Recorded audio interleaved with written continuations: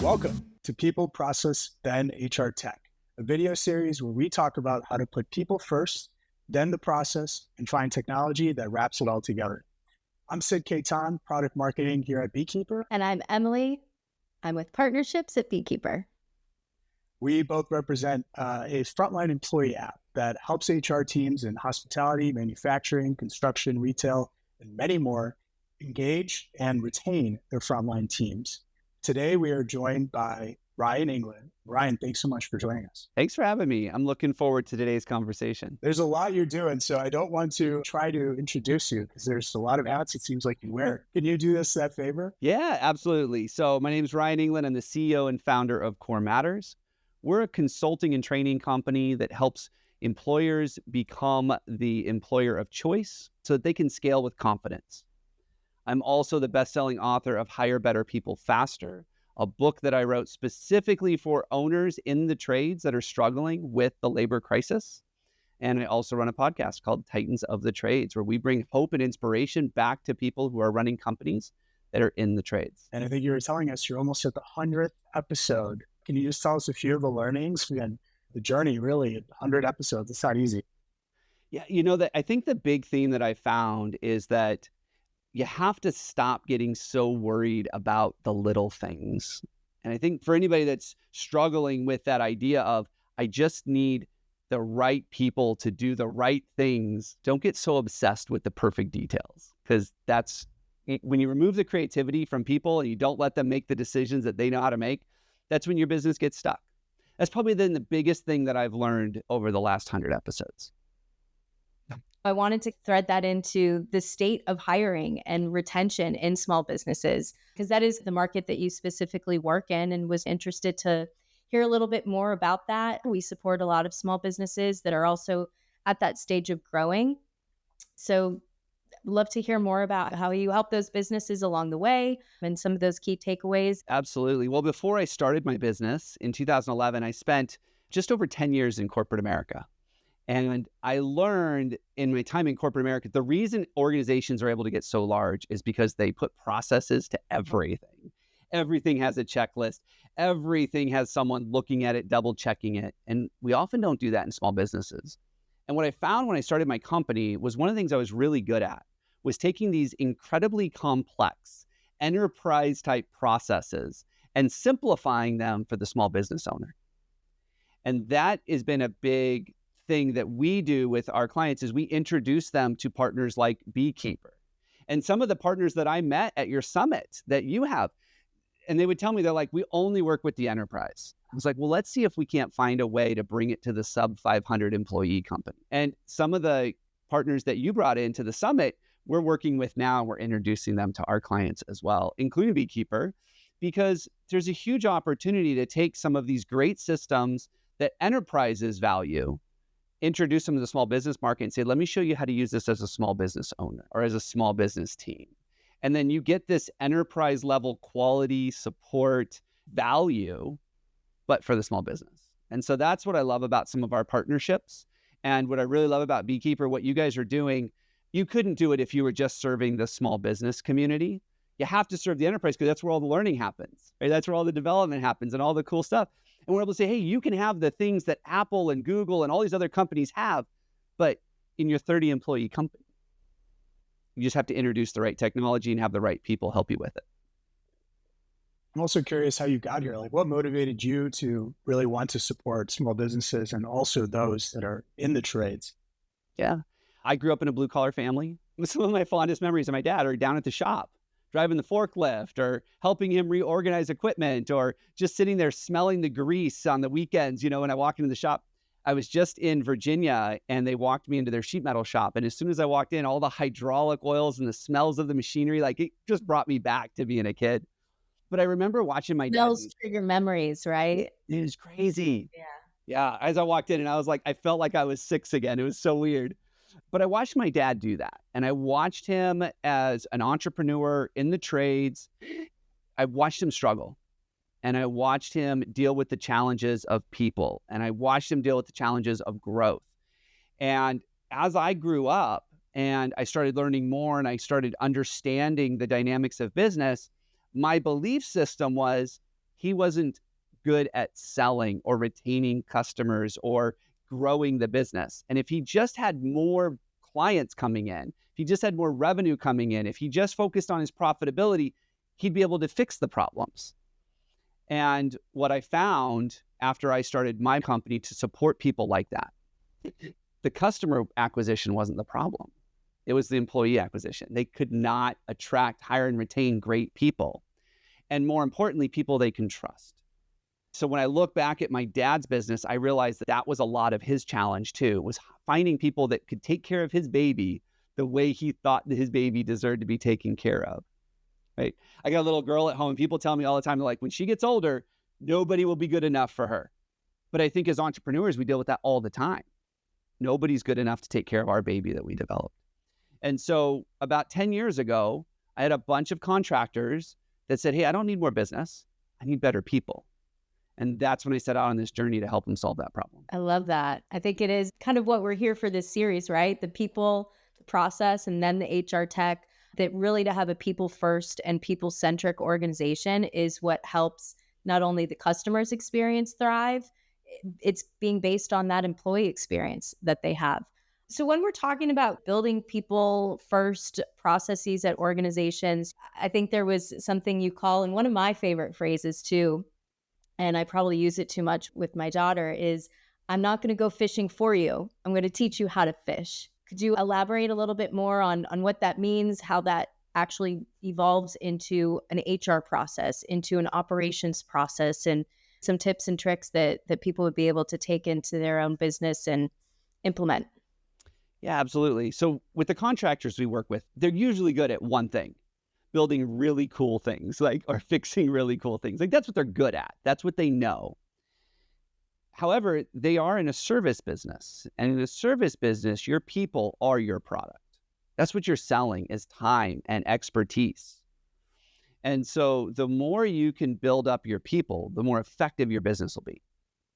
But because their focus or their expertise is on building and servicing things, the softer side of the business kind of falls flat with them.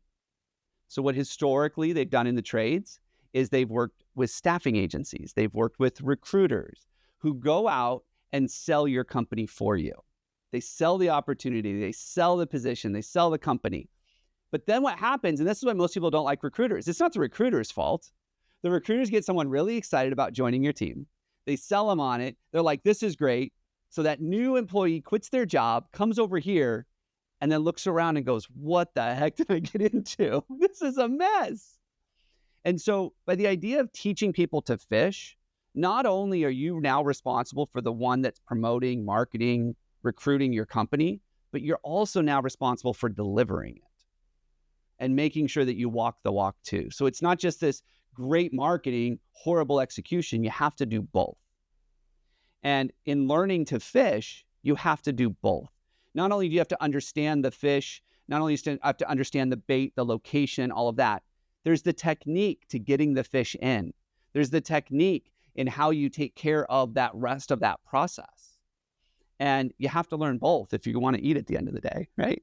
And the same thing happens here. If you want to grow your company at the end of the day, not only do you have to know how to attract people, but you have to know how to deliver on those promises. And that's where the process comes in. Makes a lot of sense. Even if you're not an entrepreneur, whatever business you're in, whatever company you're with, having that entrepreneurial spirit and ownership to whatever tasks you're doing. One of the other things that we wanted to talk about was turnover. There's a lot of organizations out there that are struggling with turnover for this exact same reason, that employees don't feel that sense of ownership or connection with their organization or feeling part of things, whether that's from lack of communications or collaboration. But when we look at turnover, what are some of those drivers that you're seeing that can initiate change, that can help a company turn around some of those metrics that they're seeing that aren't what they want to be seeing? Well, I want to focus on the post 90 days. So in our business, when we look at metrics, we have two when it comes to turnover.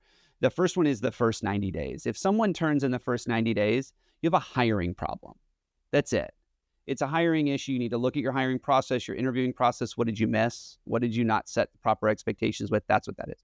But after 90 days, it ends up being a culture or a leadership issue. So let's focus on that to answer this question. What I found, especially in the work that we do with frontline employees, they work to live. They don't live to work. And what I mean by that is that they come to work for you, trading their personal time for work time so that you can pay them to do the things they want to do in their personal time.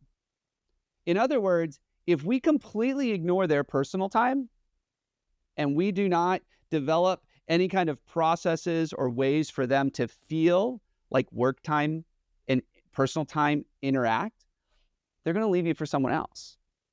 And it's one of the biggest reasons that we have such high turnover in the trades is that we still talk about our team as a set of hands or as a cog in our machine. Like we dehumanize the people because that's how we think about our business. It's a manufacturing business or it's a service business and they are there to serve and that is it.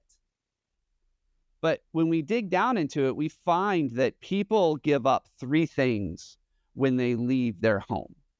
They give up time with their family, they give up time with their friends, and they give up time on the things that they enjoy or the things they do for fun. And if we aren't able to take that and replicate some of that into the workplace, I'm not saying it needs to be a party with ping pong tables and Xboxes everywhere, but if we can't replicate some of that and make them feel like we care about them like family does, or that we enjoy spending time together like friends do, or we don't get to have fun every once in a while on the job, they're going to leave looking for someone else that'll provide those things. So we have to understand that it's a work-life integration and we need to put their personal needs first. And when we do that, they'll become the most loyal, most engaged, most long-term employees. And we won't struggle with turnover anymore. But it's hard for people to think that way because HR hasn't changed in a long time, right? We're still doing the same things we did 30 years ago. Yeah, there's some legal stuff that's changed, but that's it. We're still doing the same things. So we have all of these habits of we have to keep ourselves separated. We can't get too personal. We can't think about their personal needs. And I think that is why we have such a turnover issue. Not to open this one or go down this rabbit hole unless you want to, but it's also why we have mental health issues in the trades right now. Because we've dehumanized people so much to where they're like, they don't care about us. I think just as a whole, I mean, human nature is we have a need innately to be connected, right? Whether that's from our family, our communities, to the work that we're doing is really about that connection.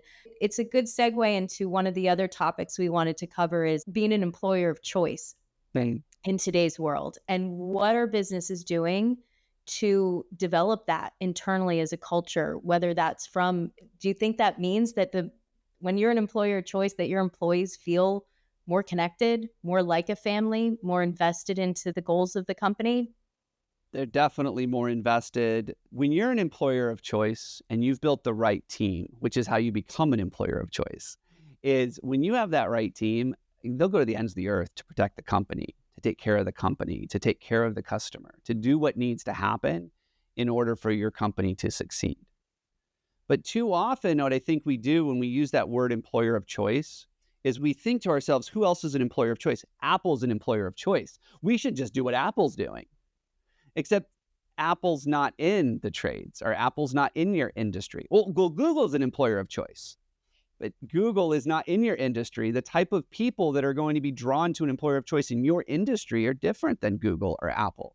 So you can't do the things they're doing. You can't just go read a book and say, hey, nap pods and foosball tables are the way to become an employer of choice, because that's not your industry. You have to really look and say, when I've identified the right people, the ideal employee, and I know who they are and I understand them at a personal level, how do I become the employer that they want to work for? And so instead of copying what some Silicon Valley company is doing, which we see happen too often, just be yourself, be authentic, and be intentional. And when you do those things for the right people, more of the right people will show up. And they won't want to leave. They won't want the business to do poorly because then they have to go look for another job. They don't want to do that. They want to protect it at all costs. And they'll be incredibly loyal. I love that. And what's awesome is, I have the benefit of knowing some of the work you've done, but I'm really curious for the audience. If you could share some of those stories, right, where you helped with the organizational design, with the leadership development, with all those things that really make a culture come to life for those employees. Well, I used the word intentional earlier.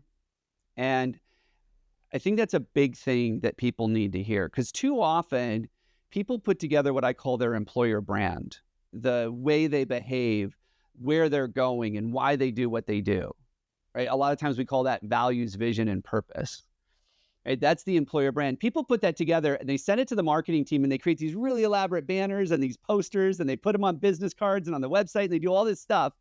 And then everybody looks around and goes, oh, that's the new thing they're doing today, but I don't really buy it. We've all been there. Because leadership came up with these really cool aspirational ideas. If we put this on the wall, people will think that we're an employer of choice. But then the people that are there are calling BS left and right. So we have to become intentional about who we say we are. And one of the easiest ways to do that is to be authentic. I hear leaders tell me all the time, I wish people would show up and candidates would just be real with me. They would just tell me the truth.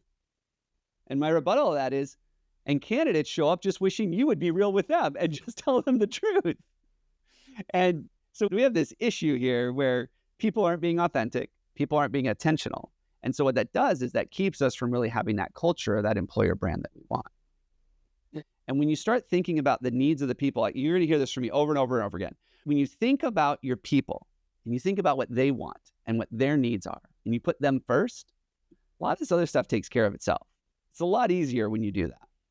Makes so much sense, but yet it seems so challenging to get there and do that. So for companies that maybe they've never reviewed this, they've never taken that kind of approach in looking at what are we doing to build culture or build that connection, whether it's improving retention and churn, where do they start? If you were to say, hey, there's one thing that you should start with, the keystone, if you will, on how all of these pieces can be built and put together, where would you recommend people to start? You mentioned earlier that people want to be connected. And in the history of the world, we are the most connected generation ever. We're also the loneliest. See, we're connected. I got 5,000 friends on Facebook. I'm Gen X. I apologize to you listening out there going, Facebook's for old people. But I've got 5,000 friends on Facebook, but they're not friends. I don't know them. This generation is alone. When we think about something that we can do to really help with engagement, and engagement drives productivity, productive employees are happier employees. And when we have happy employees, they stick around. If we want to drive engagement, we need to think, how do we connect our people in a way that's real, genuine relationships? You may have heard of Gallup's Q12 survey. Question number 10. When people say yes to question number 10, they are 6 times more likely to be engaged. Question number 10 is, do you have a best friend at work? People want to be connected, but in a way that's real, not just a friend on social media or a subscriber or a follower. They want someone that gets them, that knows them. Now, I want to be clear. I'm not saying you just kumbaya all day. But when people are driving into the office or to the job site, they're excited about who they're going to see, because they haven't seen them all weekend. They want to catch up with their friend. I think that's one of the easiest, simplest, quickest ways that you can really drive engagement, is to create opportunities for people to make friends at work. I love that you said create opportunities, right? Because immediately my brain went to creating an onboarding buddy system, where the second you join, there's a friend, or at least the possibility of having a friend right when you get started. And of course, this ties back into, you can probably do that pretty easily when there's 10 to 15 to 20 of you. But the second it gets larger and you're starting to scale as an organization, that same kind of tight-knit culture is harder to scale up and make sure that it reaches, the 50 people, the 100 people. So I'm curious, how do you go about that process as a company starts to grow up? Well, I think as companies grow, they start splitting off. They start branching off. I mean, I was in an organization that had, 150,000 employees. And my office that we were in, we were on a whole floor in this building. There was 130 of us. And then within that, there was 25, 30 people on my team. So, I mean, even though we're a 150,000 organization, there's only 25 people on a team. So we could do it at the team level. And that's what I encourage people to do. I love what you said about the buddy system. We call them mentoring systems, like, because in the trades, mentoring is very easy for them. They get it. But what mentoring has been historically is, I'm going to teach you to do the work. And what we want to do is we want to shift and we want to train our mentors to teach people to belong. Because when they belong, or they feel like they belong, they're connected. They're not alone. And they're creating those opportunities for friendship. So we have to actually teach our mentors how to do that. And you can do it. I mean, even when you got 10,000 employees in the company and you're hiring 500 a month, there's 500 people that can take those people under their wing in that organization. But what we do too often is we say, hey, we got this mentoring program. Who wants to be a mentor? And a bunch of hands go up. And we're like, cool, we'll let you know when your mentee shows up. We do nothing to train them. We do nothing to equip them. We don't teach them the value of being a mentor and how to create these connections. And that's where I think the larger organizations miss out. No, I think it's a great point. And certainly sitting here thinking of a lot of my best friends that I've taken along the journey, I made it work.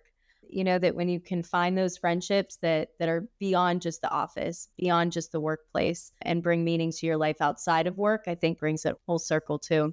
So when we're talking about kind of these opportunities for connection and creating a connecting culture and leadership, and certainly when you get up to leadership, what are they thinking about? You can't ignore the bottom line, right, in these scenarios.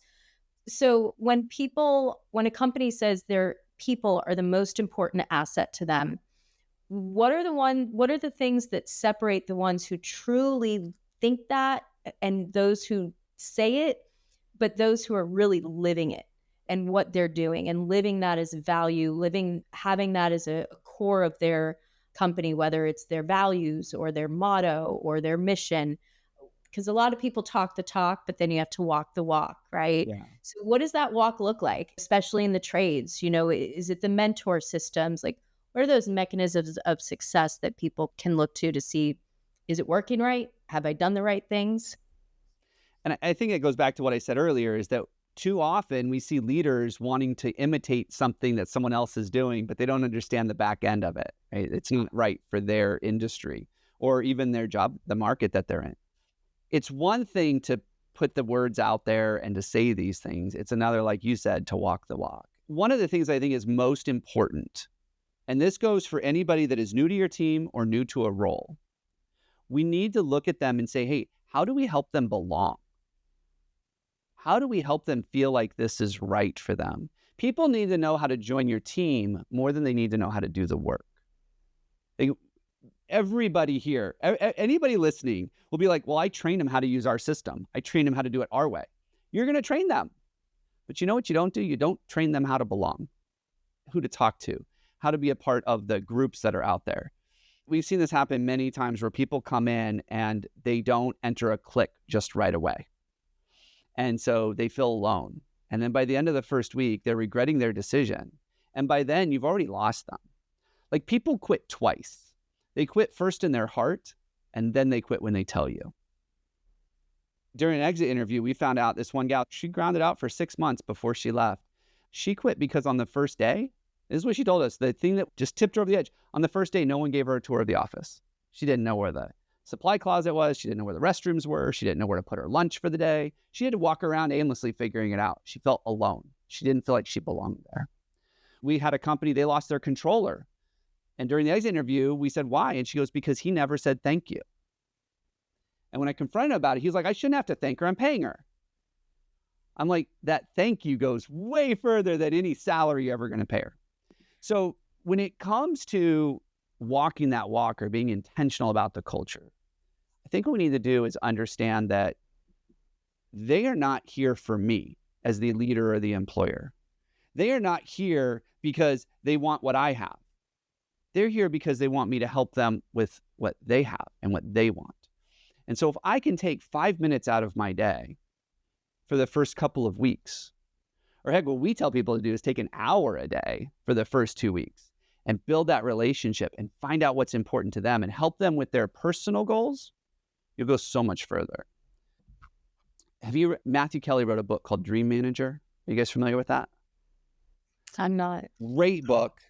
And I love that the story he used was a janitorial firm in the book. But the idea is you hire someone, and the whole purpose of this role is to help your employees achieve their dreams. And in the book, they talked about a lot of people, they want to buy a house.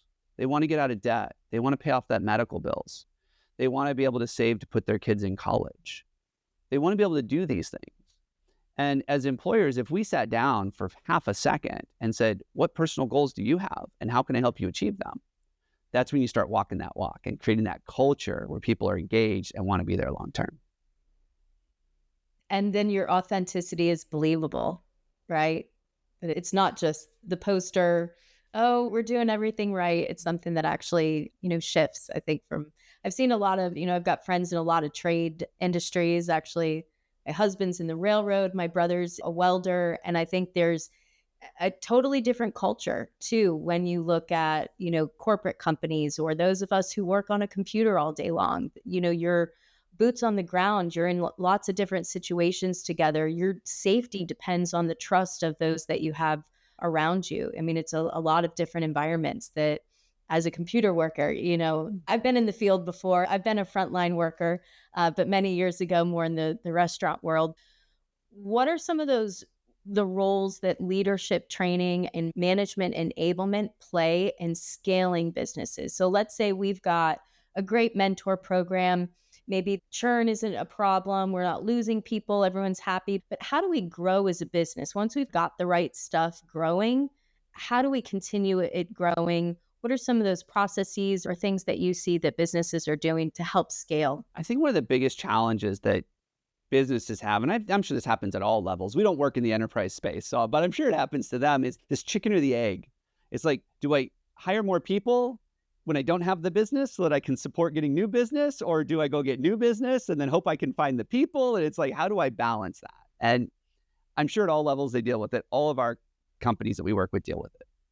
And I think that there's this belief, and I don't know where this came from, but I see it at all levels in the companies we work with, that I can't tell my team what we're struggling with or what we need help with in order to scale because I don't want to freak them out.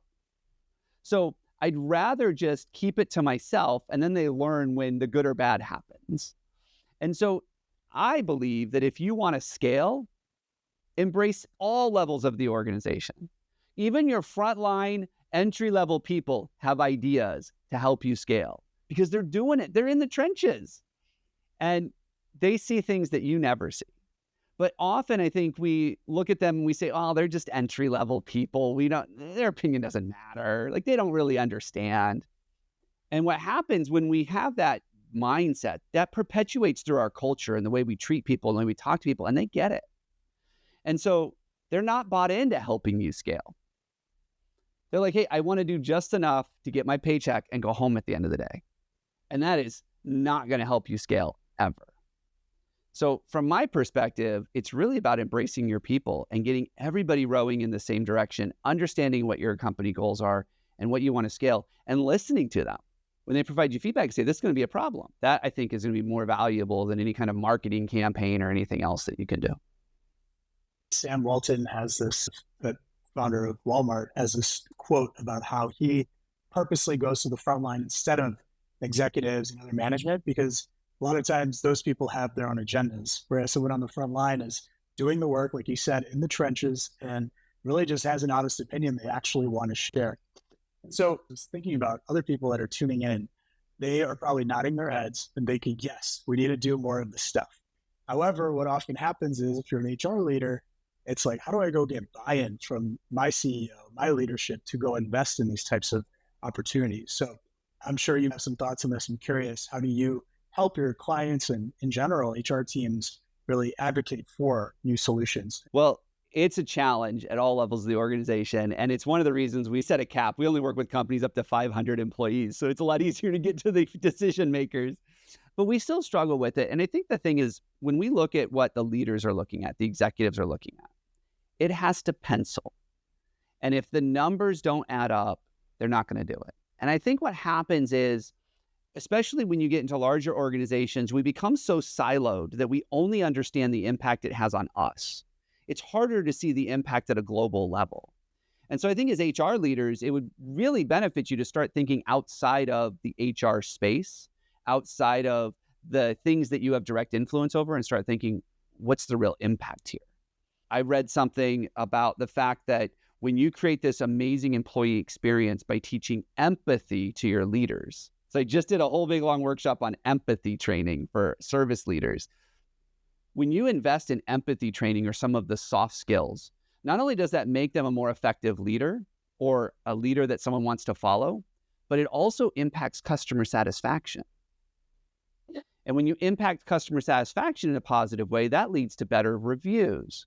And better reviews of your company or your product or service leads to more incoming leads, which then leads so there's this trickle effect. But I think too often we put HR in a box and we don't expose them to the impact they have everywhere else. So if you don't have that support as an HR leader, go find ways to either learn the other aspects of the business or the impact it has, and then start talking in the language that's important to them. Most executives want to know how it's going to make us more money or more profit, right? That's it. Like if you can turn it into revenue or profit, you're solid. It's one of the things that we work on a lot is how do we deliver an ROI on the work that we do when most of the work we do is in the soft side of the business. It's not as tangible. It's a lot harder. So we have to start finding ways to show them the impact it's going to make on different areas of their business. Yeah, we talk a lot about ROI, especially with what the Beekeeper solution brings and the different pains or problems that companies are trying to solve with it.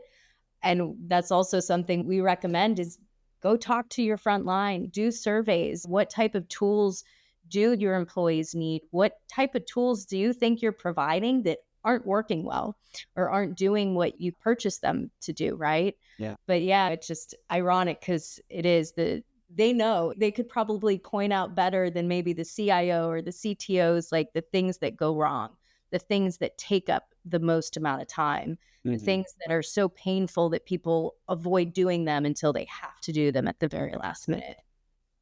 Yeah. Chasing that same thread about how HR needs to start kind of thinking outside the box, looking into what's going on at the ground level. I see this definite shift where HR is no longer sitting behind an ivory tower. The real leaders, the real operators are coming down and understanding, hey, what is happening at the front line?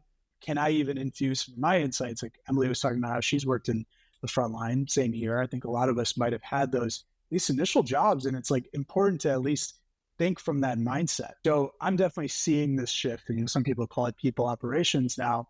But I'm curious, Ryan, what you think. Should HR be called HR? Should it be called human resources? I hate the term human resources. I hate human capital. I hate anything that dehumanizes humans. I don't like any of those terms. But here's what I learned a long time ago. So in the work that I do, I inevitably get thrown to HR. But the work that we do is not an HR function. The work that we do happens at the executive level, and then it happens at the ground level. HR, in my opinion, I'm going to get a lot of hate mail for this one, but HR, human resources, is typically about compliance. It is about checking all the boxes, dotting all the I's, crossing all the T's, and protecting both the company and our people legally. It's payroll, it's the benefits, it's all of these things that typically go into human resources. And so we have very highly detailed, highly driven people who are focused on compliance in HR. And then we say, hey, by the way, here's what we want you to do. We want you to figure out all the soft stuff and figure out how to create amazing employee experiences and get people communicating and talking. And they're like, it's open enrollment. I don't have time for this. Like, have you seen what it takes to get people's benefits figured out? Because that's what HR does. If you think about this for a second, who does HR historically report to? They report up to finance. You would never go to a CPA or an accountant and say, help me figure out how to better lead my people. But we take this group of people because we call them human resources, we just assume they can work on the softer side. And I would say a lot of human resource teams, once they learn what we do and what we're going to help them with, They are very excited to not have to worry about that anymore. They can go focus on the things that they really enjoy doing and they're really good at. And I think that human resources does serve a purpose in the fact that it does protect both the employee and the employer. That's what it's designed to do. But we have to start thinking that maybe they're not the right people to do this. For example, recruiting. I know a lot of HR teams that can't stand recruiting. And the reason is because recruiting is not an HR activity. Recruiting is, in fact, if you think about it, a marketing activity. You want to recruit well, you want to source well, you want to attract the right people to your team, take all that stuff away from HR. They'll sing hallelujah. Give it to your marketing team and say, you do this all the time. You put the right message in front of the right people at the right time. Give all your recruiting over to marketing. You want to get better at hiring the right people? Get HR out of that. HR is not equipped to have pain conversations or gain conversations. And that's what looking for work is. I'm in pain at my current employer. It's toxic. I'm not getting the promotion I want. Or I'm in pain at my current employer because they told me I'm not getting more money, even though I've got twins on the way. I'm in pain. I want to solve that. So I'm going to go find another job. And I go talk to this employer and they have no idea what's going on in my life. They have no idea why I'm doing it because HR is about checking boxes and asking questions. So I think what we've done is just because it's human related, we've thrown it to HR. We've put way too much on them. We expect way too much from them. And what we really need to do is say, HR is really good at this piece, but let's take these other pieces and give it to other people. And then when you do get people on board, stop giving it to HR to onboard them and start thinking, how do we create a great employee experience? And so we actually encourage you to have an employee experience leader on your team, someone who knows how to engage and nurture and really have these great relationships with people. Because again, that's not what HR does. But we throw more on HR and then we start burning our HR teams out, and you know where that story goes. You answered what my next question was going to be, which is who's going to own the employee experience, employee lifecycle. But yeah, asked and answered. And I'll just say you're right. You probably will get flack for this, but it's a really good take. So I appreciate you sharing that. Just to be clear, I love you HR people. All you HR people I love. You guys do amazing things, but I just think that we have too high expectations of them. Yeah, well, I think that's a really good point. Too many things that are being bundled into one department, one function. I mean, I think you even see shifts in titles. Now people are the CPOs, the chief people officers, and like how it is, like how sales does sales, marketing does marketing, and HR does benefits, payroll, like, you know, I mean, employee experiences, connecting. I mean, it's like a lot of asks get put on HR. Yep. And typically maybe not as much funding or the support or the resources or the tech. And being able to, luckily we live in a time, I was a frontline worker when we didn't have tech. I was going in to check the bulletin board for my schedule, and some of these things that can now be digitized and modernized with technology, and is really the valuable piece of it, to take what the things people hate doing, the things that they don't enjoy doing, and let's digitize that process. Let's make it easy so you can get back to the people. Yep. All right. Well, this has been an amazing conversation. Emily, thank you for joining as an inaugural guest. And Ryan, of course, we got you. So I'm glad it gets awesome. Edited up. Oh, no, it's not getting edited. I'm pushing this live right after this. Yeah. Great conversation and everything. It's going live. I love it, Ryan. That was big live right now. Yeah. Yeah. That was awesome. Ryan, how can people learn more about you and your work? Well, if they want to connect with me personally, I'm on LinkedIn. So you can look me up there or go to my website, corematters.com. And in fact, for your listeners right now, I'd mentioned that I have a book out. If they want to go to corematters.com/free book, and for a little shipping and handling fee, I'll sign and mail them a copy of my book so that they can learn a lot more about how my brain works and what we do over here at Core Matters. But tons of free resources on my website, and they can easily connect with me and learn more about what we do.